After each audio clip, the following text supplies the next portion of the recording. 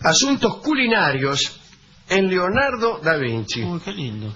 Leonardo da Vinci, cocinero o algo parecido. Vamos a ver, la vinculación de Leonardo con la cocina. Bien. Hay en la niñez de Leonardo un episodio que fue fundacional en su pasión por la gastronomía. Leonardo era hijo ilegítimo de Piero da Vinci, un notario de Florencia, y de una dama llamada Caterina. Ahora bien, Piero, el notario, abandonó a Caterina y contrajo un matrimonio pocos meses después con una dama florentina. Caterina, que estaba a cargo de Leonardo y que quedó sola, se casó a su turno con un pastelero llamado Acatabriga di Piero del Vaca. Este pastelero cuidó de Leonardo y le enseñó, por ejemplo, a hacer figuras de mazapán. Después de cumplir 10 años, el papá verdadero, el notario Piero, reclamó a su hijo, vio cómo son. Y Leonardo viajó a Florencia, ingresó como aprendiz de pintor en el taller del maestro Verrocchio, y allí conoció a Sandro Botticelli, que era también discípulo. Y la primera experiencia gastronómica de Leonardo fue así. Leonardo frecuentaba junto a Botticelli una taberna, Los Tres Caracoles, ubicada en el Ponte Vecchio, donde todavía hoy hay hermosos restaurantes, y debe haber uno que sea el continuador de esa taberna, Los Tres Caracoles. Ganaban unos pesos, no sé, unos florines, haciendo con carbonilla los retratos de los parroquianos. A veces servían las mesas también, o ayudaban en la cocina. Una noche en 1473, los cocineros de la taberna murieron envenenados. Se ha dicho que por comer hongos en mal estado. Ahora bien, estos eran los cocineros, ¿no? Y el dueño de la taberna, contrató entonces a Leonardo para que se hiciera cargo de la cocina. Y Da Vinci decidió abolir la polenta tal como se servía hasta entonces. Y en su lugar comenzó a servirla dura, frita y con pechugas de perdiz. Uy, qué rico. Pero aquellos platos de polenta tenían otro encanto. Estaban tallados, aprovechando la polenta dura. Él tallaba y Botticelli también. Da Vinci y Botticelli te tallaban la polenta. Pero yo no me voy a comer una polenta tallada por Da Vinci. Pero a nadie le gustaba. A nadie le gustaba y finalmente los comensales terminaron invadiendo la cocina y reclamando la polenta que se servía allí desde hacía un siglo. Dice, nosotros queremos la polenta de siempre y los obligaron a volver a esa. Pocos años después la taberna Los Tres Caracoles se incendió. Y Leonardo y Botticelli abrieron allí mismo otra, llamada La Enseña de las Tres Ranas. El cartel que colgaba fuera del local estaba pintado del lado que miraba al Palacio de los Médicis por Da Vinci y del lado que miraba al Palacio Pitti por Botticelli. El emprendimiento no tuvo éxito. Las ideas culinarias de Leonardo fracasaron por completo y al poco tiempo debieron cerrar. Al mismo tiempo, Da Vinci vagaba por Florencia tocando el laúd. Era un ejecutante maravilloso. Además vendía nudos, hacía nudos extravagantes y los vendía. Después de sus anteriores experiencias como cocinero, ninguna taberna quería tomarlo. Y el único proyecto en el que se comprometió fue el de inventar unas escaleras de asalto para enviárselas a Lorenzo el Magnífico, que era entonces el que cortaba Lorenzo de Médicis, ¿no? El que cortaba el bacalao en Florencia. Leonardo le mandó los modelos en mazapán y Lorenzo los presentó como un postre exótico en una sobremesa y sus invitados se los morfaron. Da Vinci decidió entonces no, en un momento en que Da Vinci tuvo que abandonar Florencia, Lorenzo le envió una carta de presentación para su amigo Ludovico Sforza, que desde luego era el que mandaba en Milán, los Sforza, la familia de Milán. Sin embargo, por el camino, Leonardo abrió la carta y se desengañó, porque se lo recomendaba como un gran ejecutante de laúd. Entonces él rompió la carta y redactó una nueva, donde se presentaba como ingeniero, diestro pintor y consumado cocinero. Y le interesaba ser cocinero. Quería a toda costa. Llegó, lo atendió ahí Ludovico Sforza y lo nombró consejero de fortificaciones y maestro de banquetes y ceremonias de la corte en Milán. Muy bien. Ludovico le solicitó, entre otras cosas, que planificara una modificación para las cocinas del palacio. Y entonces él mismo diseñó una fuente de fuego constante. Era una cinta transportadora que iba lanzando tronco dentro de la hoguera. Así que en vez de vigilar el fuego, un hombre debía depositar los troncos allí y la cinta lo sometía a una cierta periodicidad. Bueno, también diseñó una fuente de agua hirviente constante, aparatos para moler, pelar y limpiar, otros para espantar los humos y mantener el aire limpio. Eran unos fuelles que estaban instalados en el techo de la cocina. Inventó también algunos artilugios para barrer el suelo. Eran cepillos atados de manera tal que una sucesión de piolines los llevaban hasta la pata de unos bueyes. Y entonces estos cepillos se movían cuando los animales en el corral se movían y hacían girar una rueda, que a su vez, etcétera.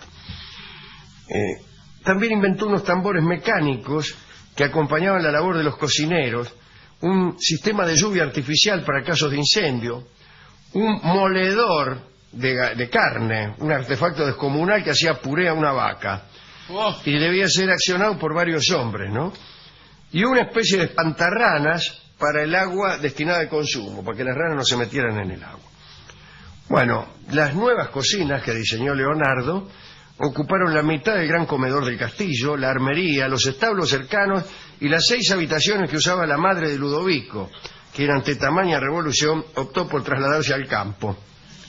Bueno, un día llega el estreno de las nuevas cocinas. Vamos a estrenar las nuevas instalaciones. Bueno, la comida primero se retrasó. Los nobles empezaron a impacientarse, pero empezaron a oírse provenientes de la cocina estruendos y gritos ensordecedores. Intrigados, Ludovico y un grupo de nobles fueron a ver qué pasaba. El espectáculo era desolador. Estaba todo cubierto de agua. Había empezado a andar el sistema contra incendios solo. La cinta proveedora de leña se había descontrolado y lanzaba troncos sin detenerse. Los fuelles del techo, en vez de echar afuera el humo, hacían crecer las llamas. Los bueyes que arrastraban los cepillos corrían de un lado para otro y limpiaban sus propias heces. Ludovico llamó entonces a la guardia para que pusiera orden y se le indicó a Leonardo que se trasladara por un tiempo al campo. Durante esos retiros pintó y diseñó algunas estatuas ecuestres. Por algunos años el castillo se mantuvo en paz, pero otra aparición en la cocina de Leonardo fue terrible. Hizo un ensayo con un carro que debía funcionar como cortador automático de berro. De berro, no de otra cosa. Y se desbandó y mató a varios miembros del personal de la cocina y a 3 jardineros. Tiempo más tarde, Ludovico Sforza usó ese mismo carro contra las tropas francesas. Unos años más tarde hubo un nuevo problema gastronómico. Se iba a festejar la boda de Ludovico con Beatrice d'Este. Los d'Este eran los que dominaban la ciudad de Ferrara. Leonardo planeó construir una réplica del Palacio Sforza de 60 metros de largo. Una réplica, con bloques premoldeados de masa de pastel, reforzada por nueces y pasas de uva, algo así como los pan dulces de Babieca, y cubiertas con mazapán multicolor. Los invitados entrarían al castillo de pastel y se lo comerían en los lugares indicados para no fragilizar la estructura. Pero hubo un problema. Se arrojaron sobre aquel palacio miles de pájaros, ratas y perros. Durante la noche previa al festejo se libró una batalla campal entre los hombres de Sforza y las Alemanias. Pero todo fue inútil. Al amanecer los soldados estaban enterrados hasta la cintura en una masa informe, intentando quitar los cadáveres de los animales perseguidos. Bueno, quizá debido a la presencia de su nueva esposa, era un casorio, ¿no? Ludovico se mostró indulgente, le aconsejó a Leonardo que visitara al prior de Santa María delle Grazie, que buscaba quien pudiera realizar una pintura en una pared desnuda del priorato. Y esta fue la última cena, la obra en la que más trabajó. Parece que pasados varios meses de encargado del trabajo, el prior le escribió a Ludovico Sforza, desconcertado ante el accionar de Leonardo y de los ayudantes, ¿no? Parece que no hacían otra cosa que situar una y otra vez los manjares y vinos puntualmente solicitados al priorato, ¿no? Lo ponían sobre una mesa ubicada frente a la pared sobre la que el maestro iba a realizar la obra. Una vez terminada la disposición de los elementos en la mesa, hacían unos rasgos, qué sé yo, y Leonardo ordenaba a sus ayudantes que comieran, y él hacía lo propio, y así todos los días del año. Así que los elementos de la última cena fueron renovados unas 300 veces, hasta que Da Vinci terminó la obra, ¿no? Dicen que la razón por la que Leonardo comió de esa forma a expensas del priorato era porque Ludovico Sforza llevaba mucho tiempo sin pagarle, ¿no? Bueno, esa última cena está también cerca de una cocina, y es o lo que era una cocina, y el refectorio, que era donde morfaban. En una época morfaban soldados ahí. La obra está muy deteriorada. Pero le hacían... ¿Todavía? Sí, sí. Por empezar hay una puerta que le hicieron, una puertita. Pero también parece que los soldados se divertían cuando morfaban ahí, y le tiraban panes a Judas, ponele.